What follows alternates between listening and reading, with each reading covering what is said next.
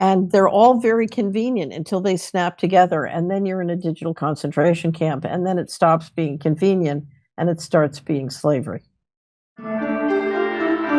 We have a very special guest with us.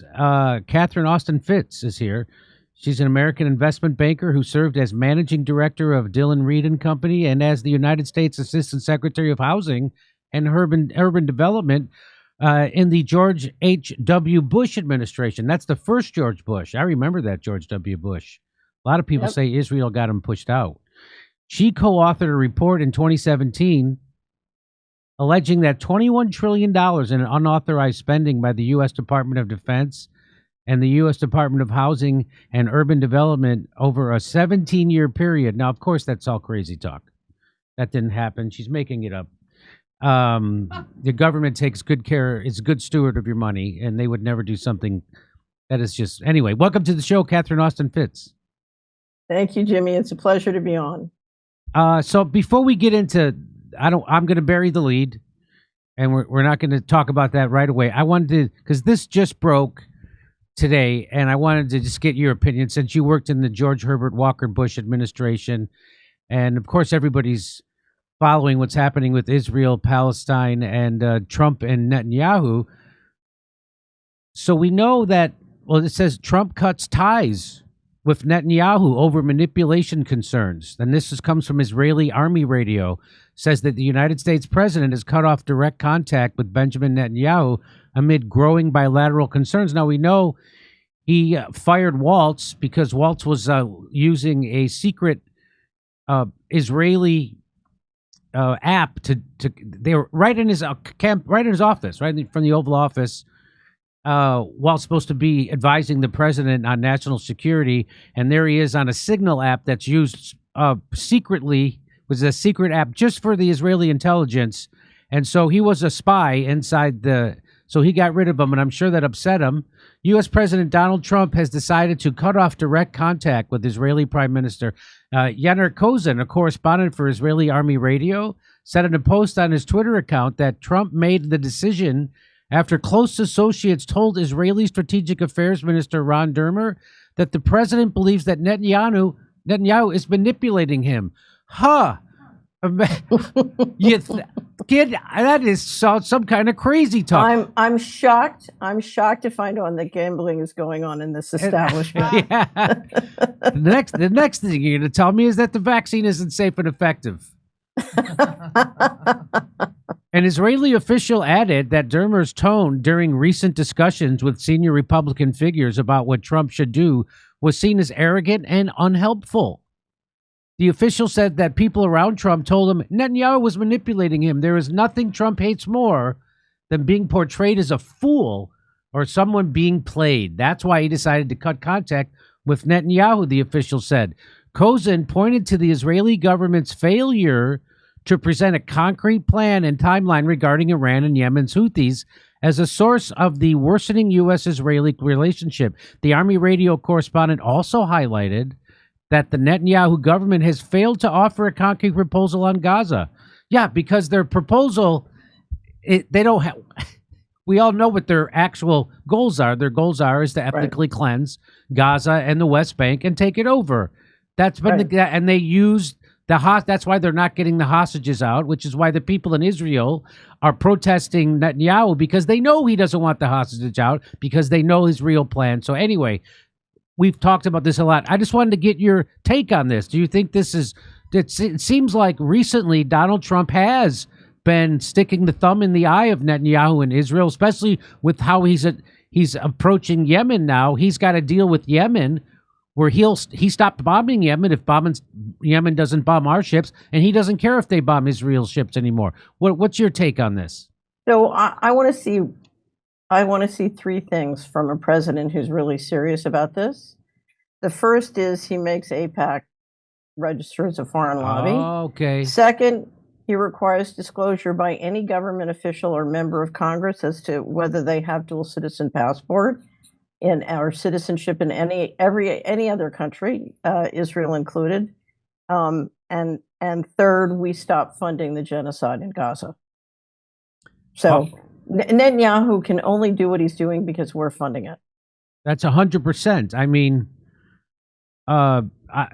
Israel, it drives me crazy, many things, but one of them is that, they have free healthcare, or they have Medicare for all in Israel, and we don't. Right. And we're supplying them all their armaments, and we're supplying, which is way worse of a thing. But so you don't, so you're not sure Trump's real about this. If you're going to fund a genocide and then play this little theater, to me, it's only theater. So when I worked in Washington, I used to I didn't own a TV when I got there, and somebody said you can't work in the administration without a TV. You have to watch the Sunday shows. And so because of the job I had, I was deeply tracking the whole budget, not just the mortgage and housing budget. So I'd be working all week long on the budget, and I'd be looking at where the money was going and how they were whacking up the money. And then I would watch the Sunday shows, and they'd go yakety yakety yak, and it was two parallel universes. And the real deal was what was happening with the money, and then the talk was just talk. So if Trump is providing massive amounts of money to Israel so Netanyahu can do everything he's doing while he's saying that he's not speaking to him, I don't think Netanyahu cares whether he speaks to him or not. He cares that he funds him. So you think that so you're saying this might just be theater, and I would take that to mean that Trump's base, which I meet MAGA every week. I go out and I do comedy all over the country. And even at the Rescue the Republic event that I was at, I met a lot of MAGA. They are not, the ones I know, the ones who watch this show and come see me, they are not on board with his stance with Israel at all. Right. And so what I want is I want a sovereign country. And I want a sovereign country that enforces the Constitution. And you can't be a sovereign country if a significant number of your cabinet or your Congress are dual citizen passport, have dual citizenship and have mixed loyalties, or sign, what a lot of congressmen tell us is they have to sign pledges to AIPAC. So I think we have a serious multiple personality disorder in the government, and I want to see that aired and changed. And the theater and the drama, I don't know what's happening between Trump and Netanyahu. It wouldn't surprise me if Trump was irritated that Netanyahu is doing many different things to make Trump look like a fool. Certainly that would irritate me if I was the president. But as far as I'm concerned, this is just theater if you're not going to change the fundamental structural problem. Do you have a guess on how a guy like Waltz, who's an obvious Israeli mole, ends up inside Trump's cabinet? Waltz was not someone I ever followed or know, so I don't know how he ended up there, but I think you have a lot of major donors and people in and around Trump and who've been active in the campaign who would have recommended or vetted him. And, and so there's a process by which he gets recommended, and then you go in and of course what happens is immediately you're tested. So Waltz, I don't have a good feel for. So, do you think Trump's subservience to Israel is based just because of the donors? Because of the widow Adelson gave him $100 million and all the Is it that, or is it he's afraid of AIPAC? Losing the Congress, because if he can't do anything, if the Congress won't go along with them, or he can't do a lot of things, put it that way. And so, is he afraid that AIPAC will turn the Congress against him? Just like, let me just stop it there. Okay, so I think Trump, if you're the president, you're subject to tremendous, you're in a box, and the box is subject to tremendous financial dependencies on the central bankers and a whole series of private players. And I'd love to tell you some stories to help you understand, but you're in that box. And you don't have complete control. The last president who thought he had control was John Kennedy, and we see what happened there. So you're trying to operate within a box, and you're in the middle, if you're Trump, of having to change fundamentally the model. So at the beginning of the administration, Secretary Rubio said, we tried to be a unipolar model, and now we're going to have to shift to a multipolar model. So you are forced by economics to change the fundamental nature of the dollar system. At the same time, you are subject to all sorts of private interests and donors, particularly the central bankers, who want you to do certain things. So you don't have complete latitude to do whatever you want. And the reality is the dollar system has traditionally depended on the Israeli networks for a whole lot of different operations, particularly in the Middle East. So you don't want to just throw them overboard if you're dependent on them for all sorts of other things. So I don't think it's just the major donors. I think he's also a prisoner of the model. And I think the Israelis are dangerous.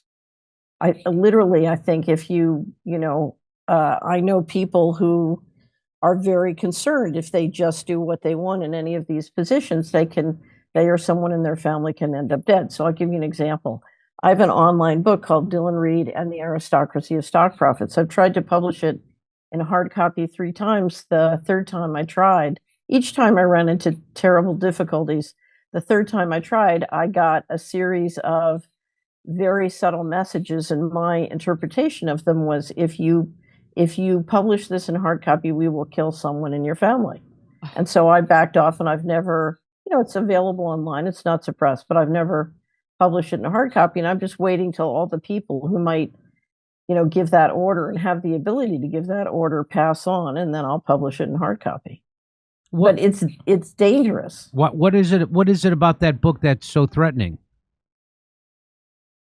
Well, when I tried to do it the third time, I didn't think it was that threatening, but I think there was a series of people who didn't want their dirty laundry looked at, and they just thought hard copy would bring more attention to it.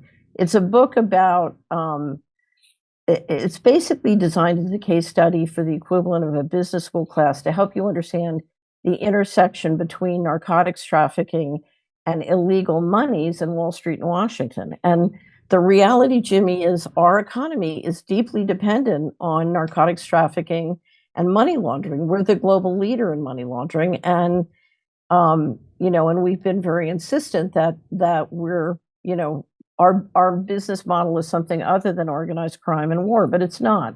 We're deeply financially dependent on organized crime and war. And so it's designed to show you how that machinery works and how they proceed to use government credit and money to kind of engineer the system and make lots of things look economic, turn lots of people into billionaire with government money and make it look like they're making money in the private market when it's really rigged from either the central bank or government. Wow, there's so many things that opens up that I want to talk about. Would one of those people be Elon Musk? So if we knew in the 90s that we had to change the economic model. And what happened, I believe, is we had a financial coup, and that relates to the 21 trillion that's gone missing. And I think it's more than that, but they've basically taken the financial disclosure of the government dark. And I think there were many of us who wanted to do a model that would protect freedom and protect the current sort of way of government in the United States. And a decision was made to sort of instead pull the money out and build what I call a control model. And if you look at what Elon Musk is doing in his businesses, he's basically, that portfolio of companies is building the control model and making it look fashionable. So you're basically building the infrastructure you need to go to complete control, where if you, Jimmy Dore, say something that I don't like, I can turn off your bank account.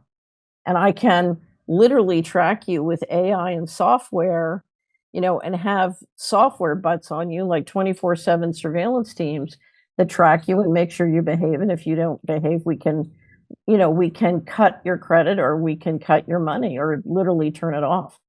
So you're talking about Elon Musk, when you say the infrastructure, are you saying like Starlink, so that people right? So what is Starlink? Starlink is a all global surveillance system. right? So it's an all global communications and surveillance system. What is Tesla? Their electric cars. Ultimately, on a complete control grid, you can turn your electricity on and off, right? So, so it's a much less independent model than a gasoline model. What is Neuralink? I want to put a chip in the back of your head and hook you up to my satellites. And what is my Grok AI? It's an AI company that can manage the interaction across those satellites and into the chip in your head, and on and on.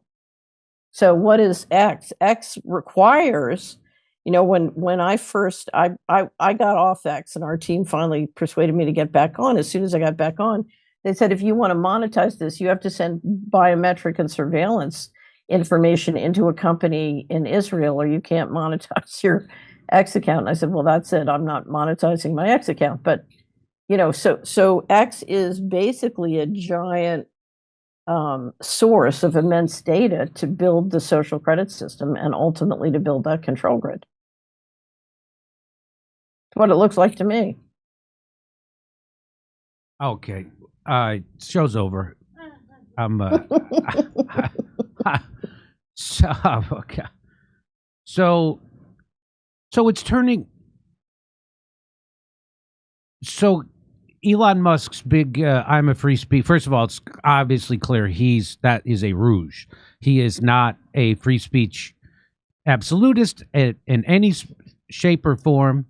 He's for just like everybody in power, he's for the speech he likes, and he's against the speech he doesn't like. And a lot of that speech has to do with Israel. So, Elon.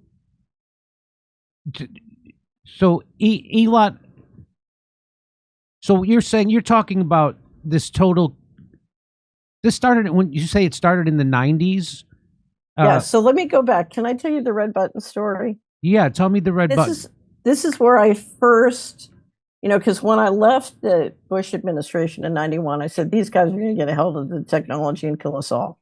So I started a company, and the goal of the company was to help us rebuild wealth bottom up, by getting government money out of communities and letting us finance and build, small business and private enterprise. Anyway, and I ended up in a huge fight with the Department of Justice. And I, basically I was trying to stop the mortgage fraud, and the powers that be didn't want the mortgage fraud to be stopped. They wanted to double down and explode it. And that's what built into the financial crisis. So, and to give you the magnitude of what they built, according to the TARP IG, we bailed out $27 trillion. Taxpayers bailed out $27 trillion. Jimmy, $8 trillion at that time would have paid off all the single family mortgages in the country. That's a lot of mortgage fraud. So why did they want to accelerate the mortgage fraud? Because they wanted the money. In other words, you're using mortgage fraud to access and suck a huge amount of money. So let me tell you, so I began a journey of trying to understand what in the world is going on in the economy. And I was dealing with very serious physical harassment from the process. So I was living in 4 places on an unexpected schedule, and I was driving everywhere. Anyway, so I'm giving a speech in 2000 to a wonderful group of people who are having a conference on how they can evolve our society spiritually. And a friend of mine who was a healthcare practitioner said, would you come and talk to them about the intersection of organized crime with Washington and Wall Street? And this was meant to be a light and funny overview of the economics of organized crime and how it interacts with politics. And it later became a very famous article called Narco Dollars for Beginners.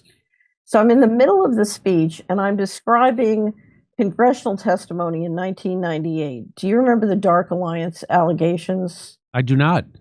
Okay, so it's made very famous by a reporter named Gary Webb. Oh, yes. Oh, of course. Right. Gary Webb, who committed suicide by shooting himself in the head twice. Right, exactly. Right. So during the Congress had congressional testimony in the Dark Alliance allegations in 1998. And during that testimony, a reporter that I was helping with research was told by the Department of Justice that the U.S. economy launders $500 billion to $1 trillion a year of all dirty money as of 1998, and making us the global leader. And of course, the number is much bigger now, but then it was $500 billion to $1 trillion.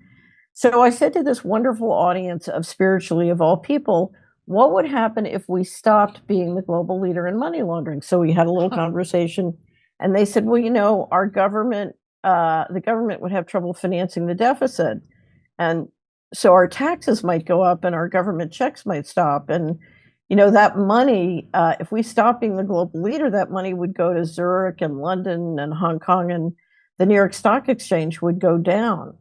So I said, okay, let's pretend there's a big red button up here on the lectern. And if you push that button, you can stop all hard narcotics trafficking in your city, your town, your county, your state, thus offending the people who control $500 billion to $1 trillion a year of all dirty money and the accumulated capital thereon. And out of 100 people dedicated to evolving our society spiritually, guess how many would push the button? 0? 1. Oh. If I had voted, it would have been 2. So I said to the other 99, I wouldn't let that one speak. I said to the other 99, why would you not push the button? They said, we don't want our taxes to go up. We don't want our government checks to stop. And we don't want our IRAs and 401ks to go down. Now, what I discovered that day, the problem is not that we wouldn't push the red button. The problem is we wouldn't go into the invention room and say, how do we turn the red button green? How do we make money pushing the red button? Because you can't possibly grow wealthy as a country by poisoning your children, okay? Not possible. Although if you look at our economy right now, so we're certainly trying to do it. So here's the political problem. If you're the president, so a new president walks into, or Donald Trump returns to the Oval Office January 20th, his political guy looks at him and said, the American people just spent billions of dollars to get you elected. And now they want payback. They want their government check. They want their COLA increase. They want their community block development grant. They want help building water and sewer stuff for their municipality, whatever they want. And so you turn to your Secretary of Treasury and he says, you better be nice to the people who control $500 billion to $1 trillion a year of all dirty money in the community capital, because the president can't push the button in a highly centralized system if the people won't push the button, right? Right. Okay. So let me tell you American politics since 1947. So George Kennan at the end of World War II said, we got 6% of the people and 50% of the resources, and to keep that going, we're going to have to be tough. And so Barry Goldwater came along and he said, we got to drop a lot of bombs. And the American people said, oh no, we're good Christians, so we don't want to do that. So then Jimmy Carter came along and he shivered in front of the fireplace. And American people said, no, we don't want to cut back like that. And so the Bushes came along and said, you know something? Y'all are good Christians. Here's your check. Don't ask questions. And so what Americans want is we want the story of I am good and our check. So we went into Iraq, and as soon as we went into Iraq, the oil revenues in Iraq started going apparently through the New York Fed accounts, right? So now we control the oil, we're making money, but if you listen to the news, we're going to Iraq to free women, right? And to bring democracy, right? That's the story of I am good. So, at Solari, we say there's an official reality and reality, and the official reality is the story of I'm good. And that's what Americans want to believe. We have all this money because we're exceptional. We have this money because we're good. We have all this money because we're helping people with democracy, making women free, and here's the problem. If you look at the subsidy that the organized crime and warfare model has been extracting worldwide, the world doesn't want to pay it anymore. And the unipolar model has failed. We have to shift to a multipolar model. And now the subsidy to subsidize our checks and the story of I am good is shrinking. And so I think the reason the leadership wants so much central control of our bank accounts and what we say and what we do is they can't give us the check and the story of I am good for much longer. And so now they have to control us with digital currency, and that kind of control is absolute, meaning, well, we saw what happened. We covered it here at this show correctly. Everyone else pretty much covered it incorrectly. was that you call them Nazis and white supremacists, and then you shut down not only do you shut down their bank accounts so that they can't buy gas, they can't pay their mortgage, they can't buy groceries, but the people who even are associated with them or help them, you could shut them down. And and so because of Starlink, if you're digital currency, they know. For instance, people have posited this, like they're going to give you your own personal carbon footprint, right. And if you exceed that, they can cut off your spending. So now you can't travel, you can't buy anything, you can't go. So they have complete control. So they're going to control the way you spend your money. And right. You're saying is this connected to the I Am Good story? Yep, they're going to control where you go. They're going to control what you can say. They're going to control what you can buy, what you can eat. No, if you look at lab-grown meat, we did a big report called Pharma Food on lab-grown meat. The only way you can market that stuff is with complete control. That's the only reason anybody would eat it. You mean the stuff that Bill Gates is invested in? Right, exactly. The fake meat. Right. Control and force is how you create a market for that stuff. So they want complete control, and it's not just complete control of your money. It's complete control of how you raise your children. So if they want your child to be transgender, they will have the power if they achieve this. And I think we can stop it. But if they achieve it, they can have the power to say, unless you send your kid to the boarding school where we control what they do and how they do it, including illicit activities, you're going to have to, we'll turn off the money for you and the rest of your family. So, or if we want your kid transgendered, you're going to go along or we cut off your money. So this is going to get much more invasive than just, telling you what you can buy.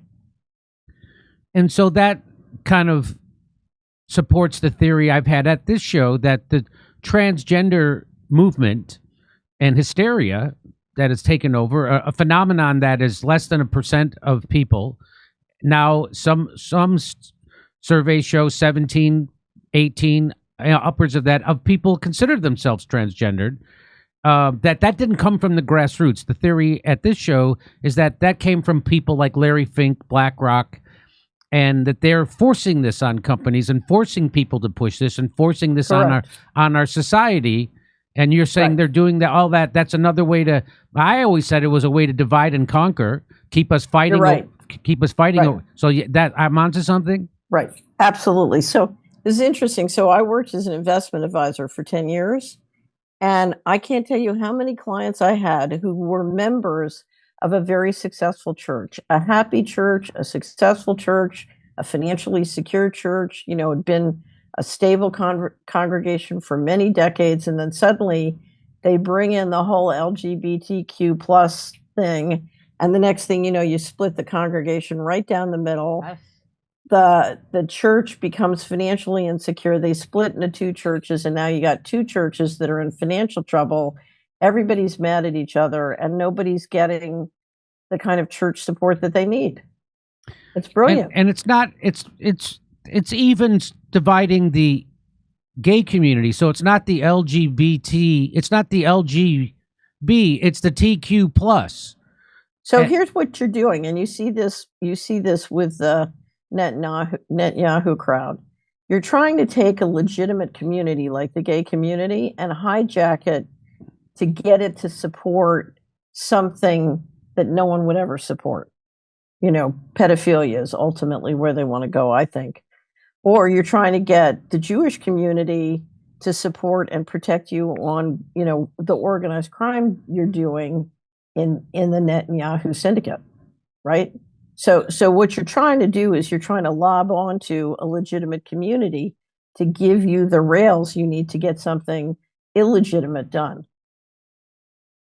So just before I forget this, I don't mean to, but you're talking about the narco trafficking and how this is the, underpinning of this I am good theory. And, it's not talked about a lot, but we all seem to know that when the United States invaded Afghanistan for 20 years and occupied it for 20 years, those farmers in Afghanistan completely turned their farms Right. from doing food to doing poppies, and which is heroin. Right. Right. And that was done under, that had the protection of the U.S. military, correct? Right. Correct. That's my understanding, yes. Yeah, that's my understanding too. So, and nobody, so when I say at this show, I've said this before, that, you know, people think that our government is corrupt in normal ways. Like, oh, Joe Biden got his kid a no-show job at an energy board in Ukraine because he controlled the purse strings of Ukraine. And then, you know, Trump got his kid a deal with the Saudis. And, you know, that's kind of normal corruption, right? But what I try to tell people is, no, the whole thing is corrupt, meaning that when you, and people have said to me, what do they have, secret meetings? I'm like, no, it's called a session of Congress. Do you think that when there's a session of Congress, they're actually doing the bidding of the citizens and the voters and students and workers and the elderly? And no, they're there doing the biddings of the people who run this system that you're talking about. And right, Jimmy, this system operates, America divides into 3,100 counties. And this system operates in each one of those counties, one county at a time. So the narcotics trafficking, all going on in your county. The pedophilia, all going on in your county. It's all there, and it comes bottom up. And if you try and, you know, I was a government official who tried to change it from Washington, and the reality is you have an enormous constituency that is financially dependent on the war machine and the organized crime machine, and America grew up that way. So now what we did until very recently is we had sort of, I've never been to Disney World, but I've had lots of friends who've been to Disney World, and you have this upstairs with Minnie and Mickey, and it's all very organized and perfect. And then below the ground, I had a friend who took the management courses. You go below the ground and you watch how everything's organized and, you know, engineered and fixed and whatever. And so you have the overt world, and then you have the covert world, and the covert world makes sure that the overt world works and everything looks good. And you know, so for most of our lives, we had the overt economy up here, and then the covert economy, you know, was kind of managed secretly. But if you look at how much it is per person or per capita, it's deeply vested in every county in America.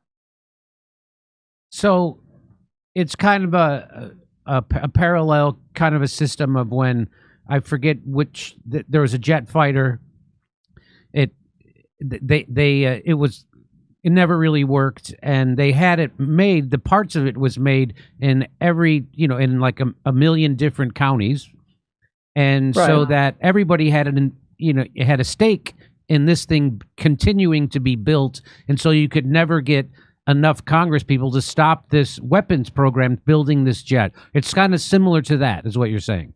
Right. And it's interesting. If I sit down and I get the portfolios, let's say I talk to any arbitrary audience. So I come to one of your shows and I magically get a data dump of all the IRAs, pension funds, 401ks, all the retirement savings of the people in that audience, you know, and I look at it, what I'm going to look at is I'm going to look at a portfolio of companies who are doing the money laundering, who are running the financial coup d'etat for the federal government, and are building the control grid. And many of those people will tell me those are great, cool companies, right?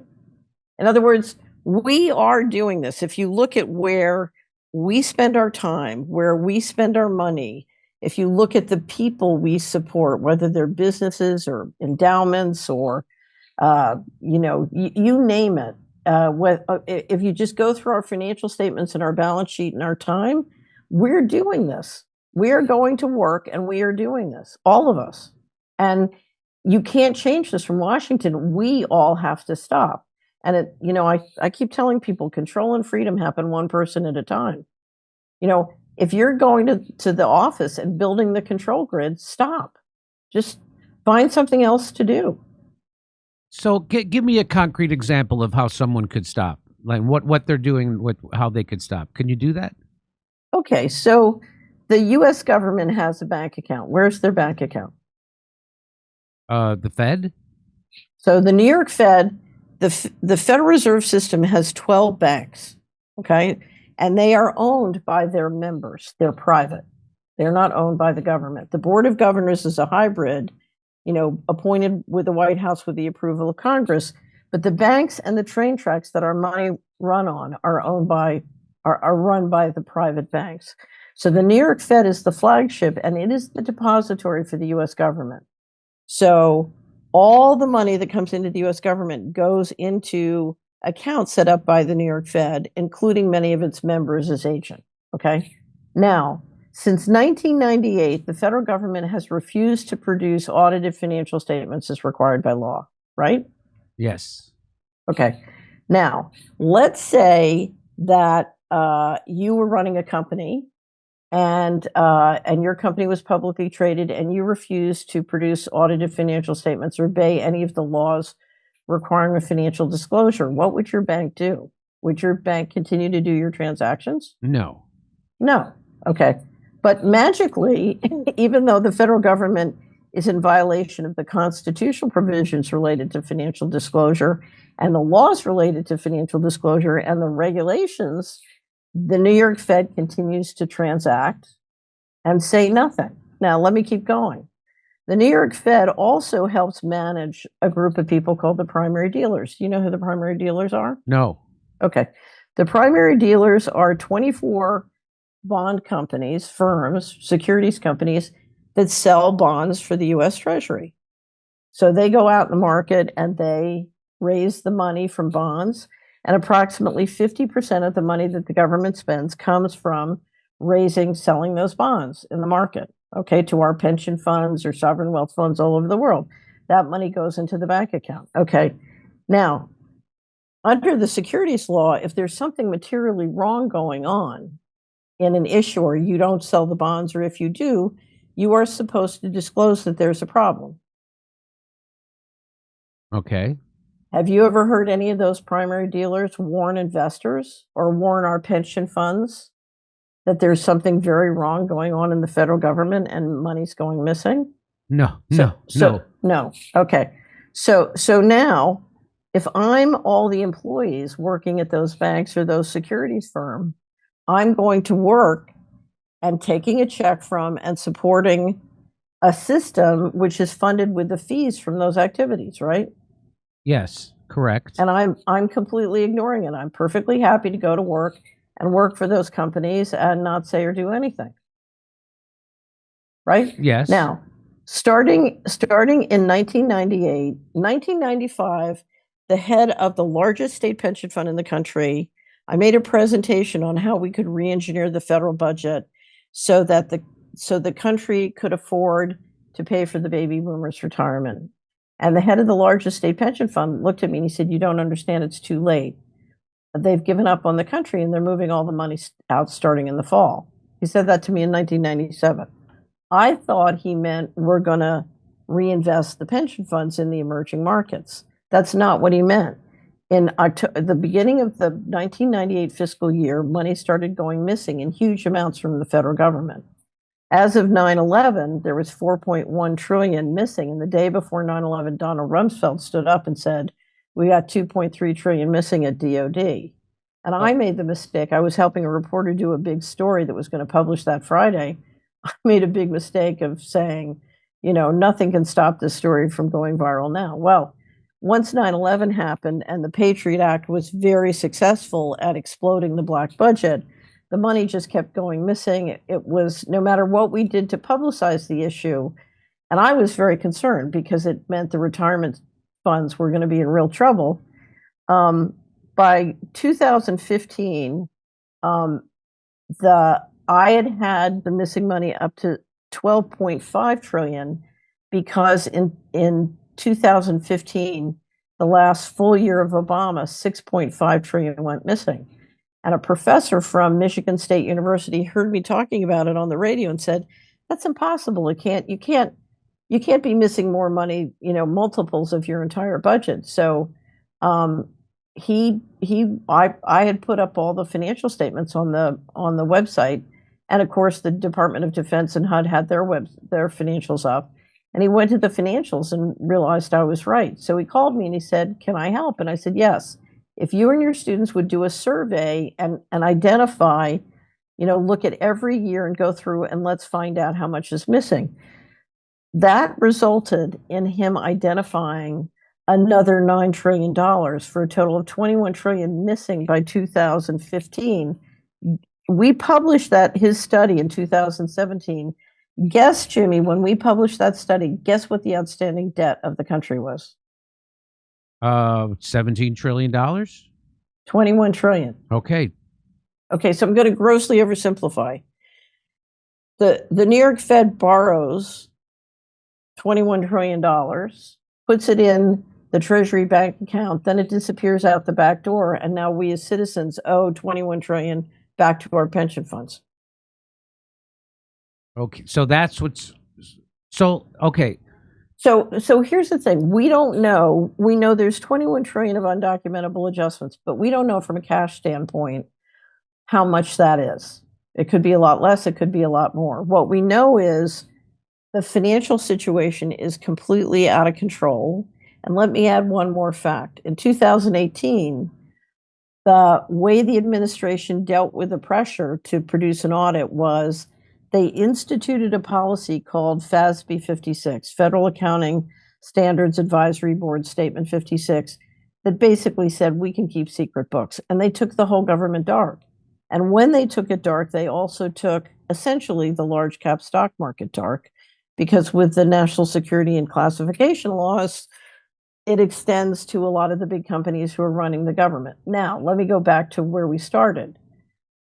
All of these companies, they're running the government this way, and all the employees that are managing the accounts this way, and all the people doing this, they're all going to work every day and doing this. This takes literally millions of people going along and saying nothing and doing nothing. So let me just show people an example of what you're talking about. So I've played this clip on the show many times before, but it bears repeating almost every day. So here is a CBS News report talking about the beginning of this. The day before 9/11, Donald Rumsfeld, Secretary of Defense, said, hey, we can't account for $2.3 trillion. And here's the report about it. According to some estimates, we cannot track $2.3 trillion in transactions. 2.3 trillion with a T. The day before 9/11, Secretary of Defense Donald Rumsfeld declared war, not on foreign terrorists. The adversary is closer to home. It's the Pentagon bureaucracy. He said money wasted by the military poses a serious threat. In fact, it could be said that it's a matter of life and death. Hey, what's going on, folks? God bless America. So now you're saying that's up to, here it is, $21 trillion. And you made news with this, saying that there's a $21 trillion underground network for only the wealthy to hide out in a near extinction event. So I know that's the headline, but I didn't say that. Okay. All right. So take it wherever you want. Yeah. So I keep being asked, where is all this money going? And, this size of money can, you're talking about lots of different things. Sorry, I got some kind of cough. When I think a decision was made that the current form of government doesn't work. And so a decision was made to change the form of government on the just do it method. So you on the basically what? Say that again. You dropped for a second. Just do it method. So this is a Nike thing. You want to re-engineer the government, just do it and don't tell anybody. Just suck all the money out and put the government in a debt trap and then institute a control model. So in 1913, we instituted the Federal Reserve System, and that put the bankers in charge of monetary policy. What the bankers want is they want to control fiscal policy too. What's the difference? Between monetary policy and fiscal policy? Monetary policy, I'm running the banking system and the creation of credit and essentially the currency. Fiscal policy is I control the taxes, how much we get taxed and how the taxes get spent, right? So we've had a balance of power between the people's representatives running fiscal policy and the bankers running monetary policy. And I think what they decided is you can't run a global dollar system with domestic politics being involved in Congress, being involved in fiscal policy. And so they decided literally to have a financial coup. Now, the question is, where did the money go? I mean, one way the money goes is to fund the kind of endowment you need to run a private government. So that's one potential place it could go. The second thing it could go is, I think we spent a fortune on building a national security state. Some of that has gone through the normal appropriation process. Some has gone through something called the black budget. But I think they needed and wanted more money than that. And of course, that creates a big secret national security infrastructure and all sorts of invisible weapons, which are confidential, including that are controlled and operated by private corporations. Because one of the reasons this exploded, Jimmy, was when Bush was the vice president, his agreement with Reagan was he would run the intelligence agencies, the National Security Council, and enforcement. And he adopted an executive order that would allow private corporations to do highly classified tasks. And I remember there's a very interesting story in one of the books on the history of Bechtel, where the head of Bechtel tries to persuade Eisenhower to let Bechtel own nuclear bombs. And Eisenhower gets furious and kicks them out of his office. But we're talking about taking the most powerful technology and weaponry and using taxpayers' money to fund it being owned by private corporations. The third thing is, I do think they've spent a lot of money building underground facilities. If you need to keep something secret, that's a way to do it. And there was one researcher many years ago who was insistent that that's where a lot of money was going. And so I did a project from 2021 to 2023 with another researcher trying to estimate, just make a wild guess, how many underground facilities, both that we know publicly that are secret, and how much of the money could have gone there.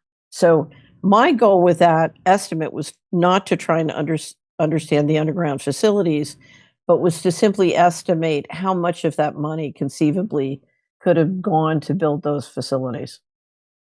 And I do think a lot of money has gone. And it's, if you want to keep something secret, running those operations underground is is a very prudent thing to do.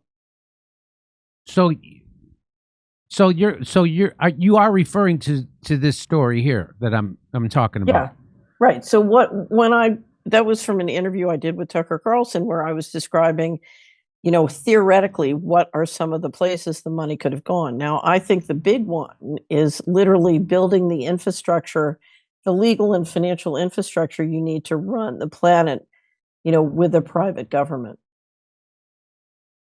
This is almost too much for my brain to comprehend. Do you run into this problem a lot? So here's the thing, we think of the planet like a body, and a community is a molecule, right? A community or a county is a molecule, and then if you step back and look at the whole planet, it's the body, right? And to understand the body, you need to understand a molecule, and to understand the molecule, you need to understand the body. So I'm a financial person, and I was trained to operate with, very large amounts of money. And it was our job to be able to understand how to go from looking at the ocean to looking at a drop of water and back again. And most people aren't asked to integrate to that extent. And that's I think it's one of the reasons financial people drive everybody else crazy. Right. So, but conceptually, you can understand that. Yes, conceptually, right. Yes. So, it is. So, how much truth is there in this headline that they've taken trillions of dollars to build, these underground cities and because they're afraid of an extinction event. So I think they've taken trillions of dollars to build a parallel system. Okay. It's a coup. Okay. Now, the people who run the planet, in my experience, are risk managers. And if you look at the way they took the money and the speed, I think they're very concerned about risks. And there are many different risks. And we have a section, we do a quarterly analysis on the Salir report, and one of the sections is called unanswered questions. And you know, one of the biggest and most important sections of unanswered questions is, what are the geophysical risks they're concerned about? And I do think they're concerned about geophysical risks. I've tried to understand what are the legitimate risk issues on geophysical risks, you know, but I'm not a scientist, and, you know, I'm great at finance, but I can't tell you I'm great at science, but I have tried to understand the different geophysical risks that keeps people up at night, and they're real. And if you're responsible for managing civilization on the whole planet, which is what if you're running the central banks at the highest level, that's what you're doing. And you, even if you think it's only 5% that we go into a solar minimum, you've got to be prepared to survive that. Right? What is a solar minimum? What is that? Is when you get a drop in sunspot activities in a way that traditionally has been very depressing for agriculture and the economy. So for example, you know, there are reports that the magnetic field is deteriorating on the planet. It is. Right. And so what will that do to, you know, to life on the planet? What will that do to economy? So if we get a pole shift, what does that mean? Right. So I do believe every 10 to 12,000 years on this planet, if you go back, there have been near extinction level events. Kath, no. You only go back to 1860 or so. The climate they don't do that. So what they actually accuse other people of doing, of saying that you're talking about weather, we're talking about climate. They're actually talking about weather, and they're not talking about climate. Because if you're going to talk about climate, you would go back 4 billion years, or you'd at least go back 400 million years. They never do that. They go back to the 1800s, and then they talk about how we're in this big heat spike, but they don't actually talk about that we're in the middle of a cooling. We're actually in a cooling cycle right now. And they go, well, but if you go back to 1890, that fits their narrative perfectly. And they got everybody brainwashed, just like they did during COVID, just like they did with Russiagate, just like they did with the Afghanistan war, just like they did with the Ukraine war. They have everybody brainwashed to think a certain way about climate change, and it's because they just cherry pick the data. And of course, you know, don't whatever you do, don't look into ClimateGate, because that'll blow your mind.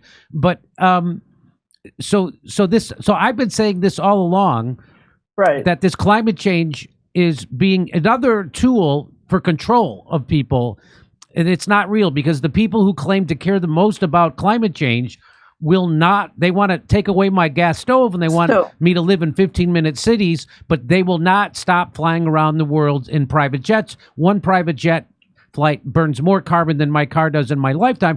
And so people like Bill Gates and Jeff Bezos and Barack Obama and John Kerry, they're all buying beachfront property, and they're all flying around the world in private jets.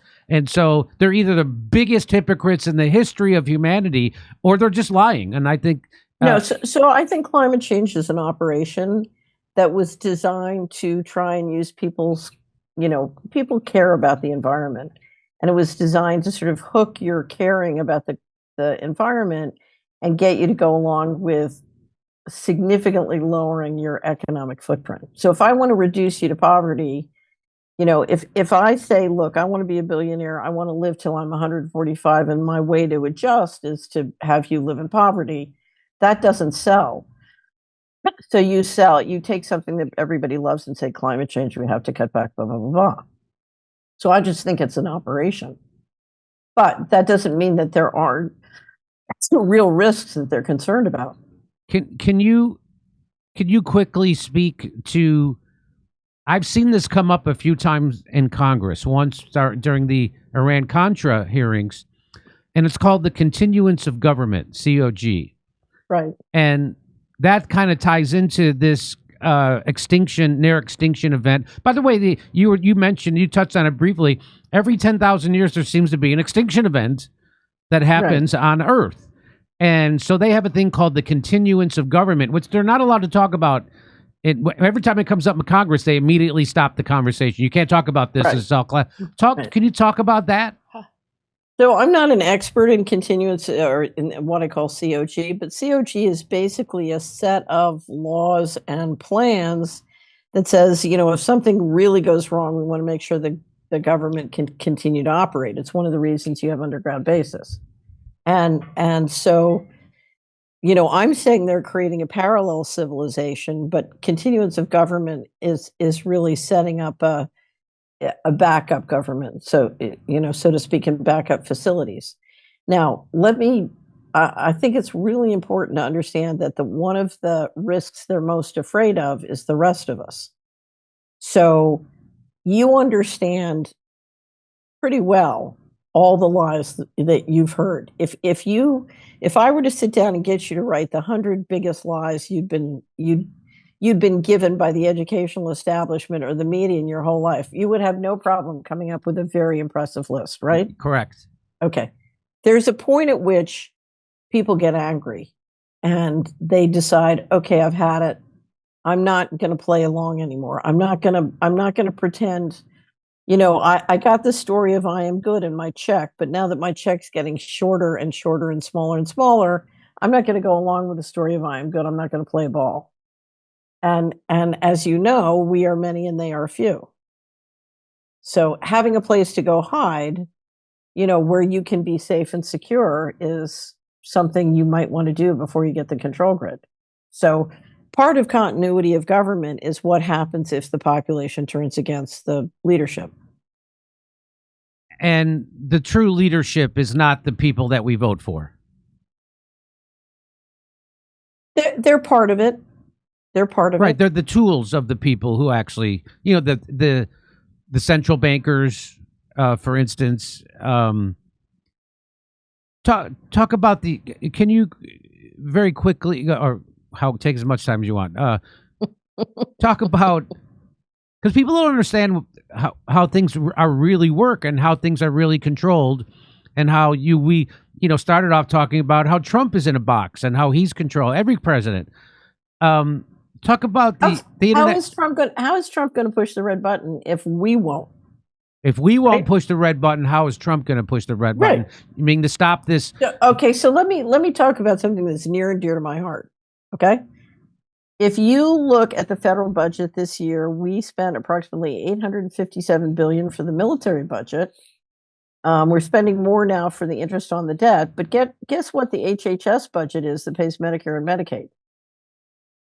Oh, it's got to be several trillion. No, I don't know. 1.8 trillion. It's right. More than double our military expenses. Okay. And that is coming from what I call the Great Poisoning. Okay, now the Great Poisoning. The Great Poisoning. Americans are being poisoned. If you look from the moment the budget deal in 1995 busted, they started to bring down life expectancy, and it was coming steadily down. If you look at a chart of life expectancy, the other 19 industrial, you look at the top 20 industrial companies, the 19 are going like this, and the U.S. is slowly going like this and then falls off the cliff in the pandemic. So the divergence between the average industrial life expectancy and our life expectancy is diverging hugely. Okay. And the problem is, that's not a quick kill, it's a slow kill, and the medical expenses are enormous. Switzerland per capita has $8,500 in healthcare expense. Guess what the U.S. per capita is? 11,000. 13,500. Okay.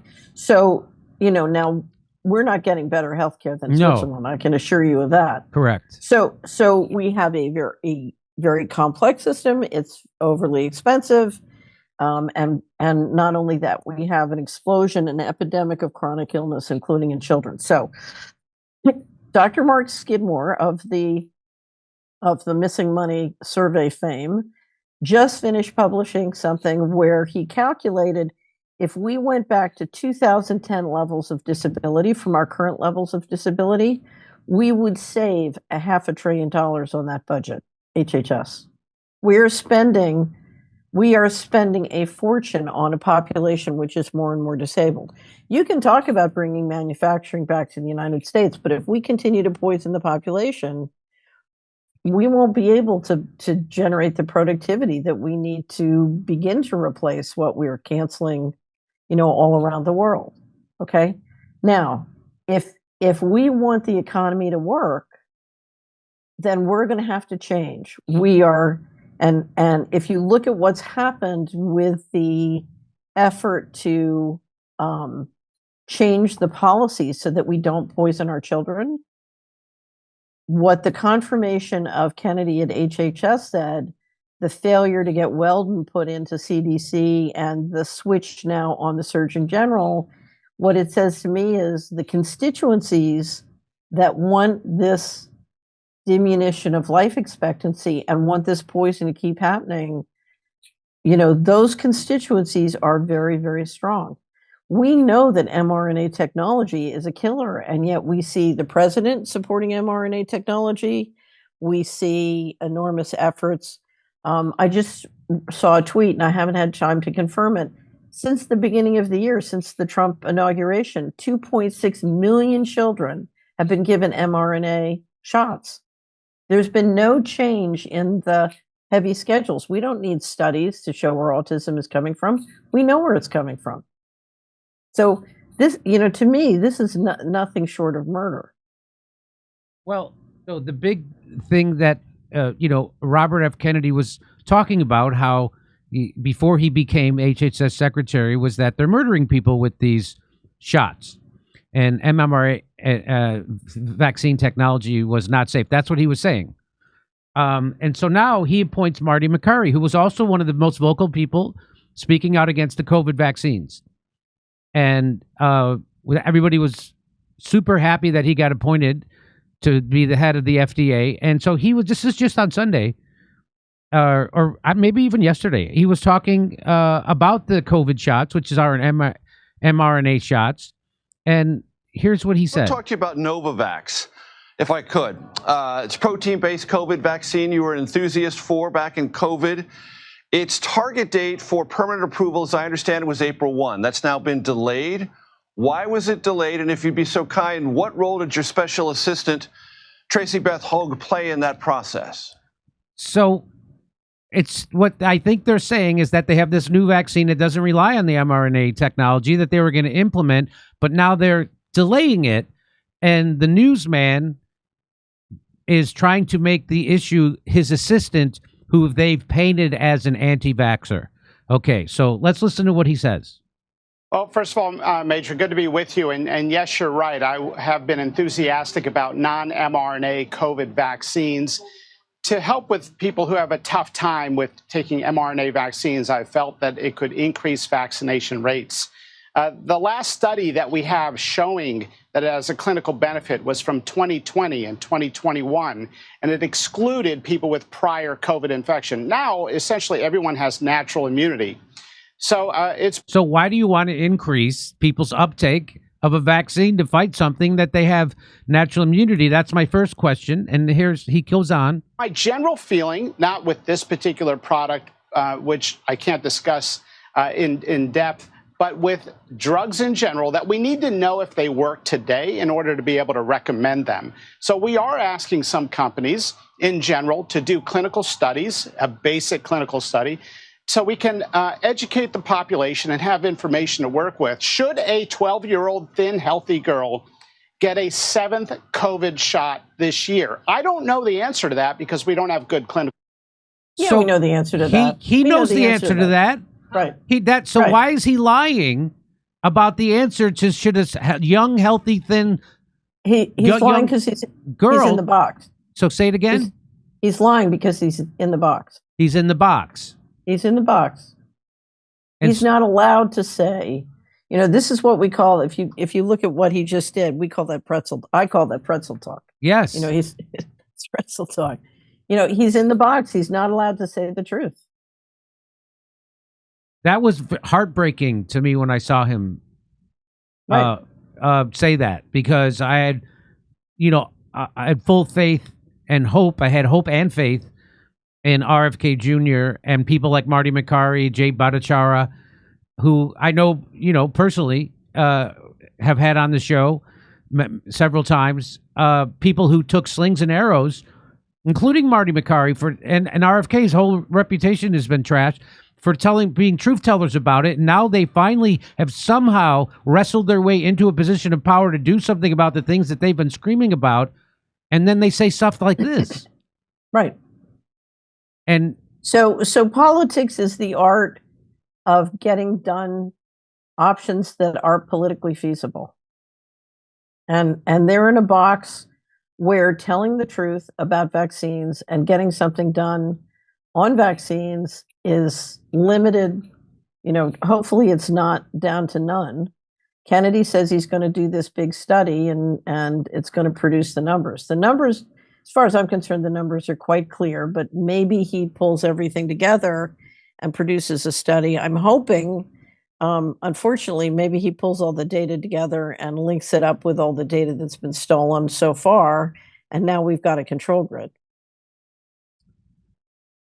And here is a guy, Vinny Prasad, who I've caught lying several times, but he also was late to the game to tell the truth about COVID and took a lot of hits on his reputation. And so Marty McCarry just appointed him up to a big shot spot at the FDA, regulating drugs and the regulations. He retweets this interview, which I just showed you a piece of, and he says everything Marty says is spot on. Spot on? So they're all corrupt now. So even the people who took the slings and arrows and took shots to their reputation, he's sitting there saying it's spot on that we don't know if a healthy 7-year-old girl who's thin needs to take a COVID booster. We don't know that. That's what he's saying. That's what he's saying. I want to go move to Antarctica. No, don't move. That's dangerous. So here is what someone who would defend them. Here's how you defend these guys, and you say they're playing it safe until they can aggregate enough data to punch through, and they can't afford to go out publicly saying it's not safe until they've aggregated the data and they've got their ducks lined up, and you need to give them time. Now, I hope that that's the case, but I don't know that's the case. And if you look at what they've done on a variety of situations, all I can say is they're in a box. It's clear to me from what Trump has done and what Bobby has done and what a series of players has done is the word is we will implement mRNA technology no matter what. And what I will tell you is I believe that's going to kill a huge number of children. If not grown adults. So now you talked about this Surgeon General switcheroo. Right. So Trump just appointed Kaylee Means, Dr. Casey Means, to be our next. Now, we know her because she wrote this best-selling book, Good Energy, with her brother, Callie Means. Callie's been on the show. Right. And they tell you a lot of truths about how corrupt and backwards our healthcare system is. They talk about seed oils. They talk about how they don't talk about real nutrition and medical. Well, I'll give you 60 seconds of something she said. You would think that the American healthcare system and our government agencies would be clamoring to fix metabolic health and reduce American suffering and costs, but they're not. They are deafeningly silent about metabolic dysfunction and its known causes. It's not an overstatement to say that I learned virtually nothing at Stanford Medical School about the tens of thousands of scientific papers that elucidate these root causes of why American health is plummeting and how environmental factors are causing it. For instance, in medical school, I did not learn that for each additional serving of ultra-processed food we eat, early mortality increases by 18%. This now makes up 67% of the foods our kids are eating. I took 0 nutrition courses in medical school. I didn't learn that 82% of independently funded studies show harm from processed food, while 93% of industry-sponsored studies reflect no harm. In medical school, I didn't learn that 95% of the people who created the recent USDA food guidelines for America had significant conflicts of interest with the food industry. I did not learn that 1 billion pounds of synthetic pesticides are being sprayed on our food every single year. 99% of the farmland in the United States is sprayed with synthetic pesticides, many from China and Germany. And these invisible, tasteless chemicals. So it's real easy to get excited about her becoming Surgeon General, but then you hear even someone like Nicole Shanahan, who was Bobby Kennedy's running mate, she says this: it's very strange, doesn't make any sense. I was promised that if I supported RFK in his Senate confirmation that neither of these siblings would be working under, she was promised that neither of them would be working in HHS or in an appointment, and the people much more qualified would be. I don't know if RFK very clearly lied to me or what is going on. It has been clear in recent conversations that he is reporting to someone regularly who is controlling his decisions, and it isn't President Trump. With regards to the siblings, there is something very artificial and aggressive about them, almost like they were bred and raised Manchurian assets. So here's what Mary Taylor Bowden, we all know her, so also another great truth teller and Right. About COVID. She says last week RFK told Dr. Kelly Victory she was the new pick to be Surgeon General. I was with her last weekend, and she told me and others Kelly was passed over because of her outspoken stance against the mRNA shots. Clearly, RFK actually has no power.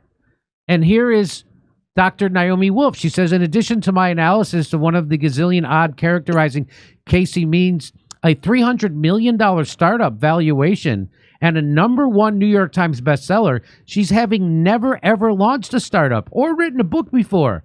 Please bear in mind that Secretary Kennedy, that Maha worked tirelessly to get you and your allies into leadership, and that if there is this much opposition, it's not absurd. It is your base in revolt, and you owe it to your base respectfully to listen and respond accordingly. Our officials work for us. Here's a little bit more. It looks like Trump's advisors are trying to push deep state actors into the Surgeon General's position to keep the whole mRNA plus big tech medicine business viable. MAGA is not keeping its promises to Maha. So it's an absolute tragedy. She has no active medical license, never finished a residency. She's not even qualified to get hospital privileges in the United States system. Are you kidding me? Is she qualified? Then so is Richard Simmons. So RFK goes on and defends her, right? So he does this long Twitter thread where he defends her. And looking at the myriad of comments on Twitter, the real issue is that Dr. Mary Taylor Bowden stated that Dr. Kelly's victory was the actual choice. And this was confirmed when Mary was with her last weekend. In addition, Nicole Shanahan stated that she was promised, if she backed RFK Jr., that neither one of the means would be anywhere in HHS. So the root of the matter is that people feel betrayed and that they were lied to. And thus far, no one has been given a good explanation for why. That is where the heart of the problem is. So what do you... So that is not where the heart of the problem is. What is the heart of the problem? The heart of the problem is the American people, 325 million people, spend a lot of time and money trying to change people in the boxes, thinking that swinging the boxes back and forth between the either party is going to get us someplace. And that does, that will get us incremental places. But if we want change, we're going to have to fundamentally change, in our daily lives, where we put our time, where we put our money, who we support, how we support. And if tomorrow everybody pulled their money out of the banks that did the mortgage fraud, did the missing money, if everybody pulled their, take every stock that is guilty of murdering kids with pharmaceutical products and all these games. If everyone called their broker and said, you know something, get all of it out of my portfolio. I want nothing to do with them. If we That's what I've actually done that. I've actually done that. Right. I put my money in gold. Go ahead. If we simply exercised all the powers of shunning, I mean, if everybody called up, if you have a university who's doing shenanigans in their endowment, we called them and said, that's it, I'm not supporting it.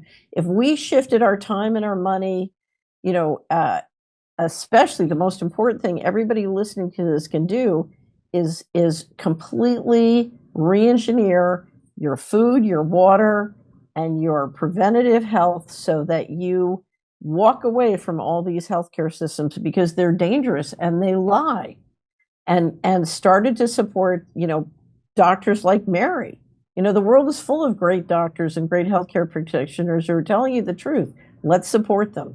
So if we want to shift the boxes, voting for somebody in the uniparty or getting somebody appointed, when you're in the box, you're under control. I was in the box. I got fired. I got fired because I refused to break the law. They ordered me to break the law. I refused. I got fired. So if someone like Mary Talley would actually become in the box, she would also get fired, or she'd have to... Mary would get fired within 60 days, or she'd be dead, or they'd kill somebody in her family. I mean, it would be very dangerous. I mean, John F. Kennedy tried to change the model. He got shot. So every president who's tried... So let's look at the biggest financial fraud in the government. Can you guess what the biggest financial fraud is? I would point to the Pentagon, but I'm guessing there's a bigger one, right? So we have $36 trillion of debt. You know why? Why? Because we issue the currency with debt-based. We could just issue the currency, right? Right. Without debt. Right. Why do we have $36 trillion of debt?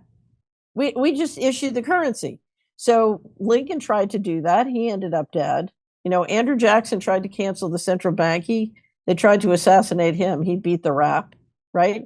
Kennedy had started to propose that we issue greenbacks. He had started to set up issuing greenbacks. No debt-based currency. Boom, he's dead.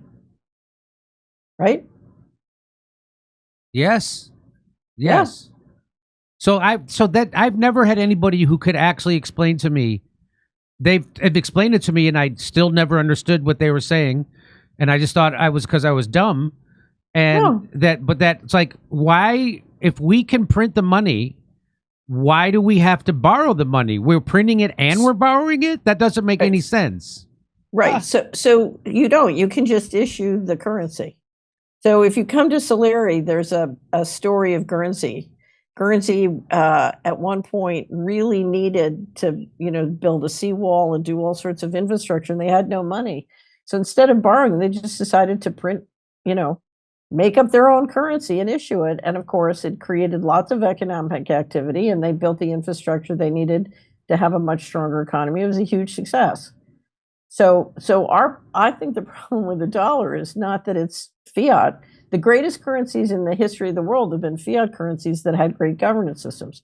I think our problem is it's debt-based, and I think our problem is we have a secret governance system and that is very much out of alignment with the general population. And, whether it's they're poisoning us or they're poisoning us financially, the history of central banking is anytime a civilization legalizes usury, it's only a matter of time until it fails. And if you look at the financial system, we have legalized usury, and the amount of money that's being siphoned out of people's pockets by financial... I just saw a great, I don't know if you've ever interviewed Alan Collange, who runs one of the most effective organizations trying to stop all the terrible things going on in student loans. And he just put out a series of graphics. We're going to put them out on our social media that shows how much debt is going to be collected in each state from students in that state, how much interest they're taking out on student loans of the, per state, and how that compares to the state budget. And Jimmy, it's absolutely frightening. I mean, they've got the whole you pick any state, they've got the whole tax basis in a debt trap. It's unbelievable. And now the federal government has said on the Department of Education loans, they're going to enforce against those kids, and that means they're going to garnish wages. They're going to garnish Social Security. This is going to be very, very ugly. Catherine was telling me this is the she wanted to send me the dangers of being stung by a bee. I guess what that this is about, or I'm sorry, no. So this is the Bank of International Settlements is the central bank of central banks. The Bank of International Settlements, which people have no idea what that bank is, and it's basically like its own country. Nobody controls it, but it controls all our money, right? It has sovereign immunity, and it coordinates the top 63 central banks, and it's leading a process in many different countries through something called innovation hubs to institute central bank digital currency. And in 2020, Augustine Carstens, who's the general manager of the BIS, was speaking at an IMF panel and explained why he liked CBDCs. Okay, so this is the head of the Bank of International Settlements, which controls is at the top of the chain of all the central banks in the world, and he's going to tell you why he likes central digital banking currencies. And before you start, let me just say, because they have sovereign immunity, they have the power to move money globally and keep it on their balance sheet in secret. Okay. Okay. Got that? Okay. What could go wrong? Okay, let's listen. Our analysis on CBDC, in particular for the use of general use, we tend to establish the equivalence with cash, and there is a huge difference there. For example, in cash, we don't know, for example, who's using a $100 bill today. We don't know who is using a 1,000 peso bill today. A key difference with the CBDC is that central bank will have absolute control on the rules and regulations that will determine the use of that expression of central bank liability. And also, we will have the technology to enforce that. Those two issues are extremely important, and that makes a huge difference with respect to what cash is. So can you? What he just said is if we have a pandemic and we decide you're locked down, if you leave your home, your money won't work, your credit card won't work. Because they can track you with Elon Musk's Starlink, they'll know where you are at every moment, and other systems. But because you're in an all digital monetary system with complete surveillance, we'll be able to turn your money on and off if you disobey the rules. And moreover, with AI and software, I can create a set of rules for Jimmy Dore, which are specific to him and where he lives and what he does and whether he's good or not. Remember, with the social credit system, I can track whether you're being good or not. And if you're good and your credit score goes up, then maybe I'll let you go a mile from your home. Whereas Catherine's been bad and she can't leave her home. Do you see what I mean? Yes. So I can create a set of rules, because remember, this control system is one person at a time. I can track you and I can control you, and I can institute enormous set of complex rules, and I can enforce centrally. What he just said is we will have the technology to enforce. And it's not your money, it's our money, and we can decide when and how you can use it, and we can evolve and change that whenever we want.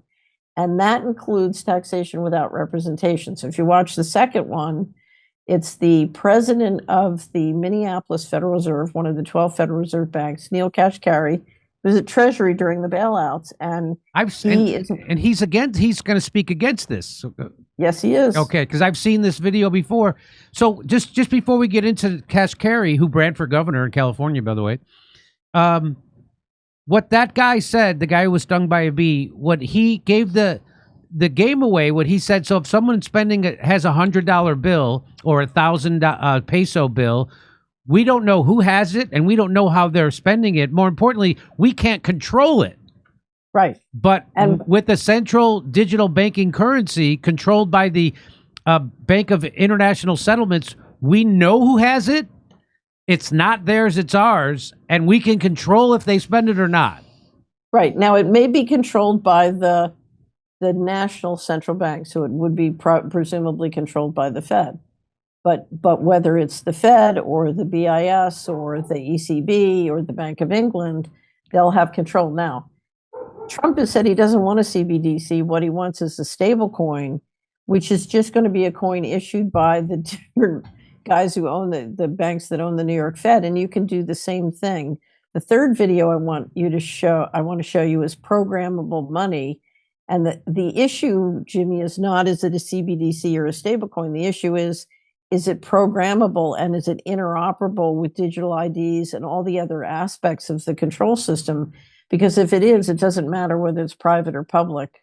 It doesn't matter whether the central bank do it or the individual banks. It's right. A control. So that's right. People are like, oh, well, Elon Musk wants to have his own currency, and we have PayPal, and we have, it's Facebook. Mark Zuckerberg wants to have his own currency, which is why they had to get rid of that agency, which I'm blanking on, that so they want to be able to act like banks without any of the regulations, the Consumer Financial Protection Bureau. So they're gutting that.